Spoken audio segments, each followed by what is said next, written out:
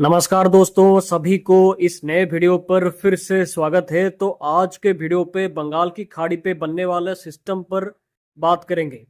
Track intensity क्या हो सकता है अभी के फोरकास्ट के हिसाब से, इस पर आपको बताने की मैं कोशिश करूंगा।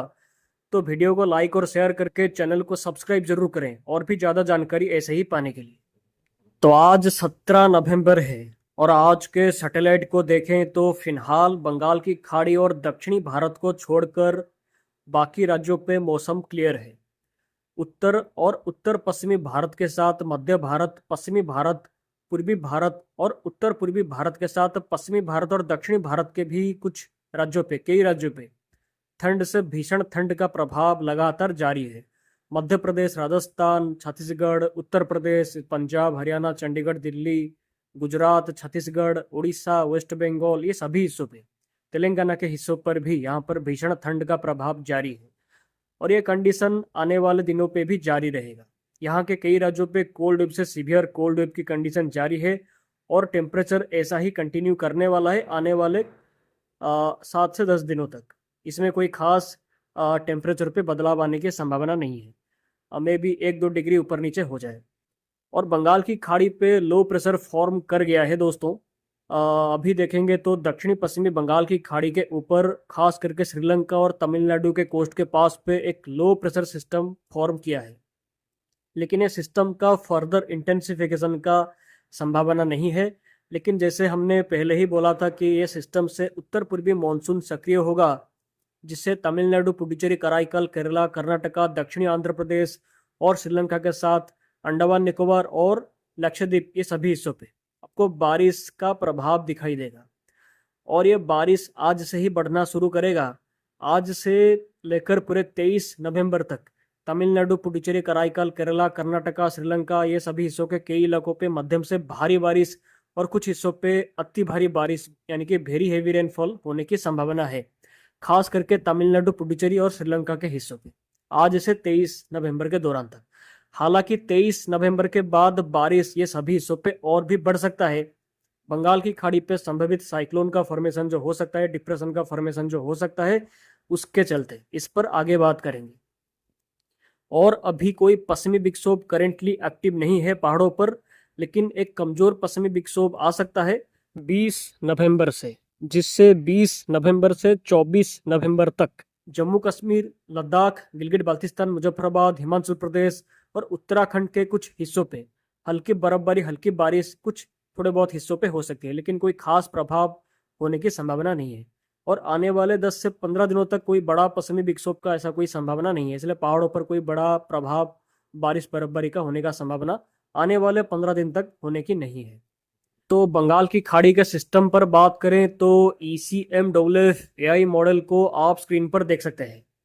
करेंटली जो low pressure system south west bay of Bengal पे है, उसका फर्दर डेवलपमेंट होगा नहीं, जैसे कि हमने पहले ही बात किया है।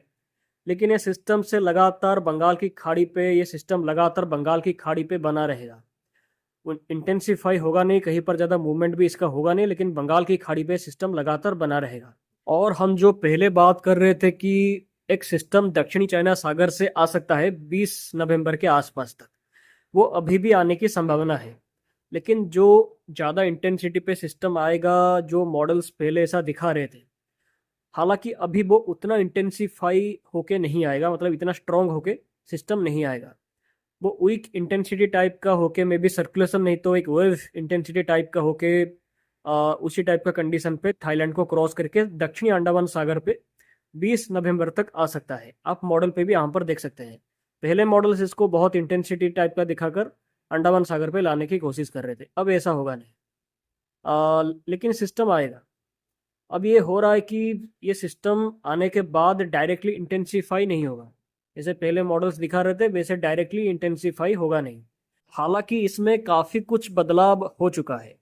अब सिस्टम तो आएगा लेकिन खुद से इंटेंसिफाई हो नहीं पाएगा। ये 22 नवंबर तक धीरे धीरे करके पश्चिम पे अपना ट्रैक जारी रख सकता है और दक्षिण पूर्वी बंगाल की खाड़ी पे पहुंच सकता है 22 नवंबर तक। और उसी टाइम पर एक इंटरेस्टिंग कंडीशन बन सकता है, यानी कि जो अभी जो बंगाल की खाड़ी पे जो लो प्रेशर है, ये थोड़ा सा टिल्ट कर सकता है पूर्व दिशा पे, ईस्ट डायरेक्शन पे ये ट्रैक फॉलो करके इसका सेंटर का पोजीशन ये शिफ्ट कर सकता है और ये दक्षिणी पूर्वी बंगाल की खाड़ी पे पहुंच सकता है। जिससे होगा ये कि जो अभी वाला सिस्टम जो लो प्रेशर है ये दक्षिणी चाइना सागर से जो सिस्टम वोर्टेक्स आएगा उसके साथ एक फुजीवारा ये करा सकता है। फुजीवारा एक मेट्रोलॉजिकल टर्म है, यानी कि ये दोनों सिस्टम आपस पे मिल सकते हैं 23 से 24 नवंबर तक। 23 से 24 नवंबर तक ये दोनों सिस्टम का आपस पे फ्यूजन हो सकता है। मतलब जो अभी वाला सिस्टम जो बंगाल की खाड़ी पे है ये सिस्टम थोड़ा सा पूर्व पे अपना सेंटर को शिफ्ट करेगा और उसी टाइम पर जो दक्षिणी चाइना सागर से जो वोर्टेक्स आएगा ये दोनों का उसी टाइम पर आपस में मर्ज हो सकता है, मिलन हो सकता है, फ्यूजन हो सकता है। जिससे 23 से 24 नवंबर तक ये सिस्टम आपस में फ्यूजन करके दक्षिणी बंगाल की खाड़ी पे इसी जगह के आसपास पे ये दोनों के मतलब फ्यूजन के चलते एक फ्रेश लो प्रेशर फॉर्म कर सकता है। और ये लो प्रेशर जो बनेगा ये दक्षिणी बंगाल की खाड़ी और आसपास के दक्षिणी पश्चिमी बंगाल की खाड़ी इसी जगह के आसपास पे ये फॉर्मेशन हो सकता है। अब ये नियरली ये साफ है। आप स्क्रीन पर देख सकते हैं मॉडल पे। मॉडल पहले इसीलिए इतना कंफ्यूजन क्रिएट कर रहे थे क्योंकि वो टाइम पर थाईलैंड वाले सिस्टम को पहले मॉडल स्ट्रॉन्ग कर रहे थे और दक्षिणी पश्चिमी बंगाल की खाड़ी वाला सिस्टम को इग्नोर कर रहे थे। उसके बाद ऐसा किए कि दक्षिणी पश्चिमी बंगाल की खाड़ी वाला सिस्टम को ज़्यादा स्ट्रॉन्ग किए और थाईलैंड वाले सिस्टम को वोर्टेक्स को गायब कुछ रन्स पे मॉडल्स ने किए। तो उसके चलते एक्चुअली सिस्टम कौन सा वाला होगा उसको लेकर मॉडल्स कंफ्यूज हो रहे हैं। लेकिन अब ये चीज़ें क्लियर है कि दोनों सिस्टम फॉर्म करेंगे और दोनों मतलब एक तो ऑलरेडी फॉर्म किया है और दूसरा वाला भी आएगा। उसके बाद ये दोनों का आपस पे फ्यूजन हो सकता है। ये चीज़ अभी एक तरीके से साफ हो चुका है और कहीं ना कहीं इसके चलते सिस्टम का एक्चुअली जो फॉर्मेशन होगा उसमें 4 से 5 दिन का डिले भी हो चुका है। तो मेन सिस्टम जो बनेगा वो 22 से 24 नवंबर तक ये दोनों सिस्टम का आपस में मिलने के बाद ही बनेगा। अभी ऑलमोस्ट क्लियर है ऐसा होगा, ये क्लियर है। और इससे 23 नवंबर तक आई थिंक एक नया फ्रेश लो प्रेशर फॉर्म करेगा दक्षिणी बंगाल की खाड़ी इसी जगह के आसपास, जैसे कि हमने बात किया अभी। और लो प्रेशर बनने के बाद मॉडल्स फुली सिस्टम को कैप्चर कर पाएंगे, फोरकास्ट दे पाएंगे। लेकिन अब ये चीज़ें क्लियर हुआ है कि ये दोनों सिस्टम आपस में फ्यूजन होगा, उसके चलते लो प्रेशर मेन सिस्टम जो होगा वो फॉर्म करेगा बंगाल की खाड़ी के दक्षिणी हिस्सों के आसपास में 23 से 24 नवंबर के आसपास। तो इसीलिए अभी जो मॉडल का फोरकास्ट आएगा वो पहले वाले से ज़्यादा बेटर क्लैरिटी के साथ आएगा। अभी ECM AI भी यही दिखा रहा है कि ये सिस्टम ऐसा होने के बाद सिस्टम नेचुरली जैसे ट्रैक फॉलो करता है नॉर्थ वेस्ट की तरफ, वैसे सिस्टम नॉर्थ वेस्ट पे उत्तर पश्चिम पे ट्रैक फॉलो करेगा और ट्रैक फॉलो करने के साथ ग्रेजुअली इंटेंसिफाई कर सकता है और मे भी डिप्रेशन से साइक्लोन का रूप भी ले सकता है कम से कम आई थिंक 25-26 नवंबर के आसपास तक। और तमिलनाडु से दक्षिणी आंध्र प्रदेश के कोस्ट के आसपास पे 26 से 27 नवंबर के आसपास तक पहुंच सकता है। मॉडल पे चीज़ें काफ़ी क्लियरली दिखाया जा रहा है अभी के टाइम पर, क्योंकि ऑलमोस्ट क्लियर है कि ऐसा हो सकता है।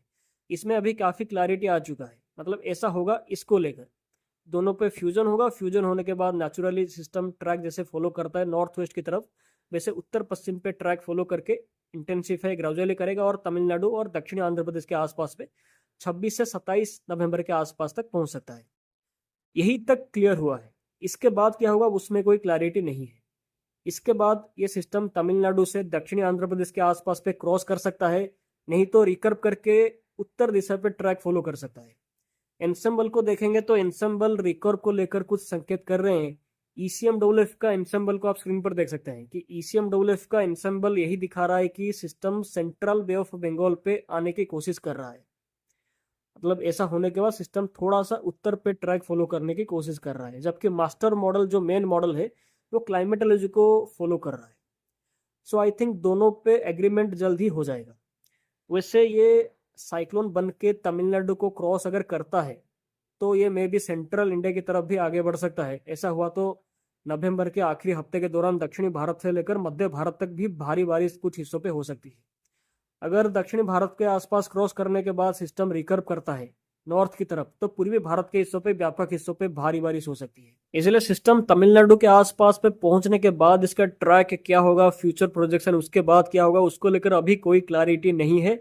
एक्चुअल इंटेंसिटी भी क्या होगा उसको लेकर भी ज़्यादा कुछ क्लैरिटी नहीं है, लेकिन डिप्रेशन से साइक्लोन का इंटेंसिटी को लेकर कुछ फोरकास्ट यहाँ पर ज़्यादा निकल के आ रहा है। और दक्षिण भारत के आसपास ये सिस्टम पहुंचेगा, तमिलनाडु आंध्र प्रदेश के आसपास पे, दक्षिण आंध्र प्रदेश के आसपास पे सिस्टम पहुंचेगा। यहाँ तक ही चीज़ें साफ है, उसके बाद क्या होगा उस पर कोई क्लैरिटी नहीं है, क्योंकि अभी भी ये लॉन्ग रेंज का फोरकास्ट है और इसमें बदलाव हो सकता है, ये बोलना गलत नहीं होगा। सो आज आई सेड कि यही तक ही चीज़ें साफ है कि दोनों सिस्टम का फ्यूजन होने के बाद इनिशियली उत्तर पश्चिम पे सिस्टम ट्रैक फॉलो करके तमिलनाडु से दक्षिणी आंध्र प्रदेश के आसपास पे 26 से 27 नवंबर के आसपास तक पहुंचेगा।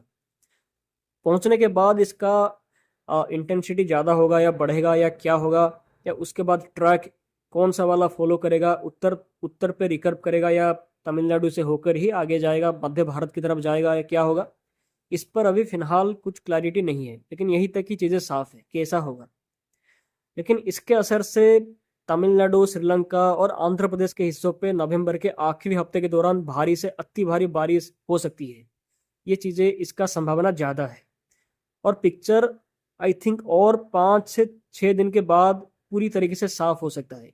सो आई थिंक आपको थोड़ा और वेट करना पड़ेगा। तो आप बस हमारे साथ बने रहे, आपको आने वाले वीडियोस के माध्यम से, ट्रैक के माध्यम से और ग्राफिक के माध्यम से भी आपको सिस्टम का फ्यूचर प्रोजेक्शन क्या होगा, ट्रैक क्या होगा, इंटेंसिटी क्या होगा, कहाँ पर कैसा प्रभाव होगा, इस पर आपको पूरा जानकारी मिलता रहेगा। चैनल को सब्सक्राइब करें, वीडियो को लाइक और शेयर भी जरूर करें, और पूरा वीडियो देखने के लिए आप सभी का दिल से धन्यवाद। तो आप सभी का दिन शुभ हो। फिर मिलते हैं अगले वीडियो पे। बाय।